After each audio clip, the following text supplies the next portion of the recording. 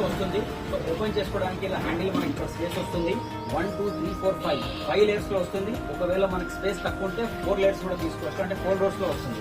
So ఇక్కడ వచ్చేసి మనకి అడ్జస్టబుల్ సిస్టమ్ ఉంటుంది. అంటే మీ షూస్ ఒకవేళ ఫ్లెక్సిబుల్ కనుక పెద్ద సైజ్ ఉంటే మీరు ఫిక్స్ చేసుకోవచ్చు.